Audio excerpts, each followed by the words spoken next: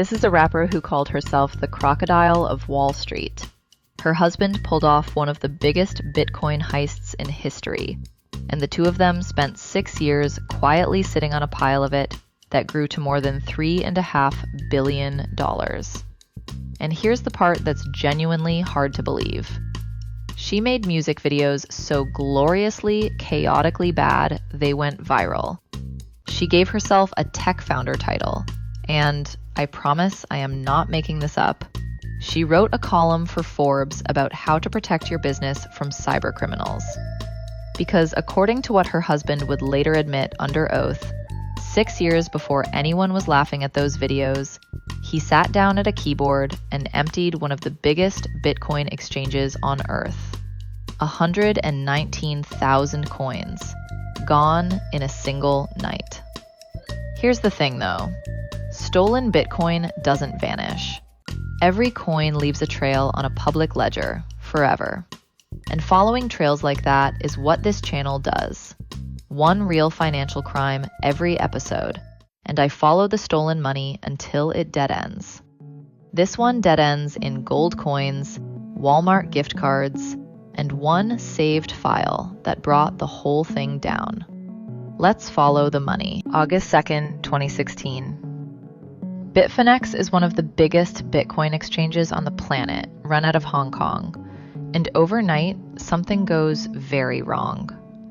In a matter of hours, more than 2,000 transactions that nobody authorized drain 119,754 Bitcoin straight out of the exchange. At 2016 prices, that's about $72 million. Now, Bitfinex does something you almost never see. Instead of letting the loss fall on just the customers whose coins happened to move, it spreads the pain across everybody. It socializes the loss and hands out its own token as an IOU for the debt. Then it actually buys that token back in full. So the customers, in the end, get made whole. Hold on to that, because it means this crime has one clean victim, the exchange itself. That matters later. Here's the problem for whoever took the money, though. $72 million in stolen Bitcoin is not $72 million you can spend. And this is the thing people never get about Bitcoin.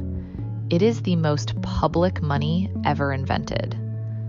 Every one of those 119,000 coins is now sitting in an address the entire world can watch, forever.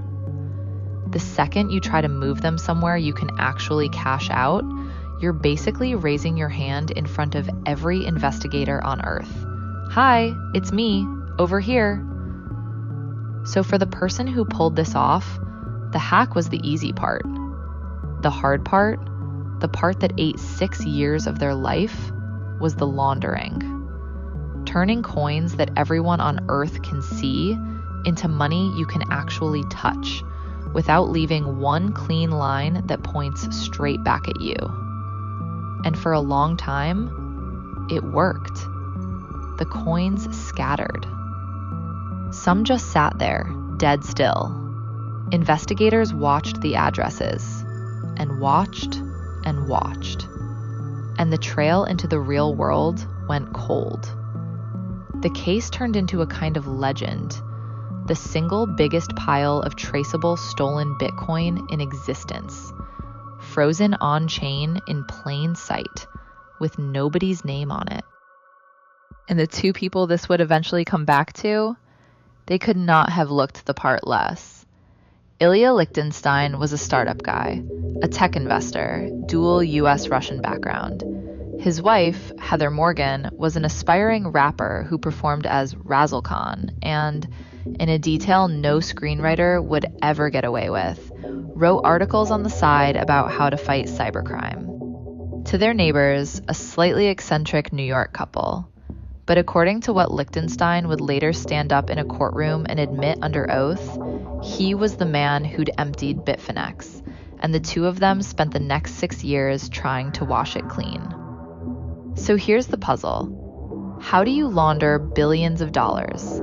in the most transparent money that has ever existed. Let me show you the machine they built. And then let me show you the one loose thread that unraveled all of it.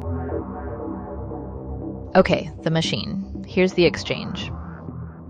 And here's the theft. 119,000 Bitcoin, gone in a night, into one address the attacker controls. Now watch what a real patient launderer does, because it's nothing like the movies. It's not one slick move. It's a slow, boring grind that takes years. First tool up, a darknet marketplace called Alphabay. A big chunk of the coins gets pushed through Alphabay's own wallets. Why there? Because a market like that throws thousands of people's deposits into one pot. Your money goes in wearing your name and comes back out wearing nobody's. Small problem for them though. When the FBI eventually kicked Alphabay's door in, all of those internal records became a map. Hold that thought. We come back to it. Out of the darknet, the coins get pulled back out in careful, deliberate little amounts and bounced across different cryptocurrencies, chain hopping, swapping Bitcoin into something else and back, over and over, just to snap the link between one address and the next. But eventually, always, the money has to touch the real world. And that's where it goes, into US bank and exchange accounts opened under made-up identities. Fake names, fake businesses, accounts dressed up to look like some boring little company buying and selling things. And once it's turned into actual dollars, it fans out into stuff you can hold. Some of it becomes physical gold coins, reportedly buried in the ground. And some of it, I'm not kidding, got spent on Walmart gift cards. You are sitting on billions of dollars, and you are at a Walmart buying gift cards. But that's exactly the point. When you're that dirty, you buy the most boring thing imaginable, because boring doesn't trip alarms. And now here's the twist that decides this whole case. After all of that, the darknet, the chain hopping, the shell companies, the buried gold, the majority of the stolen Bitcoin never actually went anywhere. It just sat, parked in a wallet, waiting to be washed later. And the private keys to that wallet, the secret passwords that are the only thing standing between you and the money, were saved in a file. And that file was sitting in a cloud account, which is exactly what federal agents got into in February 2022. Investigators followed the flows out of Bitfinex through Alphabay, using those seized records, the map I promised you, into accounts they could tie to one real couple in New York. Then they got a warrant, walked into that cloud account, and found the file. And inside it were the keys to more than 94,000 of the stolen coins. The Justice Department seized 94,643 Bitcoin, about $3.6 billion that day. The largest financial seizure the DOJ had ever made up to that point.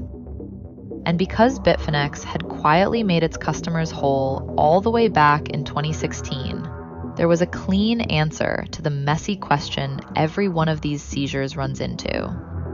Okay, so who does this money actually belong to now? The courts moved to hand the recovered coins back to Bitfinex as the one clear victim. Now sit with these numbers for a second. Coins stolen when they were worth 72 million, seized when they were worth 3.6 billion, and worth somewhere around 9 to 10 billion by the time the paperwork finally caught up. There it is, the whole thing on one screen. The most watchable stolen money in the world, hidden 6 different ways by people who genuinely knew what they were doing. And in the end, all of it came undone by the oldest mistake there is: a password, saved somewhere it never should have been. February 8th, 2022. The FBI arrests Ilya Lichtenstein and Heather Morgan in Manhattan, and within about a day, the internet finds Razzlekhan, The music videos, the Crocodile of Wall Street, that Forbes byline about fighting cybercrime, and completely loses its mind. It becomes a meme. Then it becomes a Netflix documentary. But I want to be clear here, because the jokes kind of buried this. Underneath all of the spectacle was an extremely serious federal case. In August 2023, both of them pleaded guilty. And this is the exact moment the story stops being a whodunit. Lichtenstein stood up and admitted under oath that he was the one who hacked Bitfinex back in 2016, that he broke into the exchange and kicked off those unauthorized transfers himself. Morgan pleaded guilty to helping launder the proceeds, money laundering conspiracy plus conspiracy to defraud the United States. So the record is dead clear on who did what. He took it, they washed it, and she, this part matters, was not the hacker. In November 2024, they were sentenced. Lichtenstein got 5 years. Morgan got 18 months. And yeah, to a lot of people, that sounds light for a multi-billion-dollar theft. But the sentences leaned hard on two things. They cooperated, and, almost unheard of in a case like this, nearly all of the money actually came back. The government didn't just win a conviction. It won the conviction and got the coins. And there's a coda here that is about as current as it gets. Right at the end of December 2025, Lichtenstein was let out early, moved from federal prison to home confinement under a criminal justice law called the First Step Act that lets certain inmates earn their way towards supervised release. He'd served a sliver of that 5 years. If you ever wanted a clean picture of how differently the system treats a thief who hands the money back versus one who blows it, there it is. But here's what I really want to leave you with, because it's the part most of the coverage skipped straight over. And it's the whole reason this case should matter to anyone who touches crypto. The exact thing that got this money recovered is the exact thing the thief was betting his freedom on. The blockchain never forgets. He was gambling that public but pseudonymous was the same thing as safe. That as long as nobody bolted his name to the address, the coins were his to keep. And for 6 years, honestly, that bet looked like a winner. Right up until investigators followed the money out into the one place it always has to go, the real world, and walked it straight back to a cloud folder with his name on the account. And there's a thread on this one that still isn't tied off. Not every coin from that 2016 hack was in the file the FBI cracked. A big block of the original stolen Bitcoin is still sitting right now in an address that has never moved, untouched for the better part of a decade, watched by everybody, spendable by no one anyone can name. That's what this channel is. One real financial crime every episode. I follow the stolen money until it dead ends, built from nothing but public records, every source linked below, so you never have to take my word for anything. If you want the next trail, subscribe. Because next time, it's a bankruptcy.